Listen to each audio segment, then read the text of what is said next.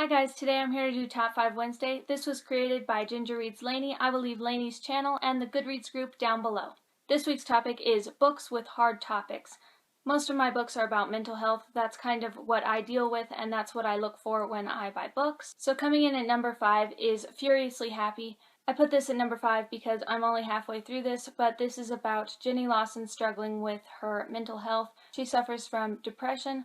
As it says on the cover, it says, "A funny book about horrible things," and I am finding this absolutely hilarious, but it is still her suffering with depression. Number 4 is The Last Lecture. This one is about a computer science professor who is diagnosed with terminal cancer, and he's asked to give his last lecture. It is absolutely heartbreaking to read, but it's definitely a must-read. I got this when I graduated, and I highly recommend it. Number 3 is When Breath Becomes Air. I just read this last week.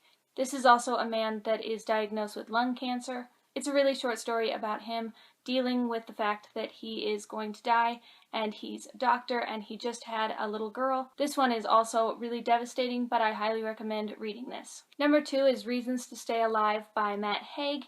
I don't have a copy of this, I got it from the library, but I really enjoyed this book. This one's about Matt dealing with suicide and depression. I won't go into this anymore because I did a full review on this, which I will link below if you want to check that out. And number 1 is one of my all-time favorite books, and that's The Bell Jar. I just read this one last year and I absolutely fell in love with it. As you can tell, I put a lot of sticky tabs into it. I just thoroughly enjoyed this book.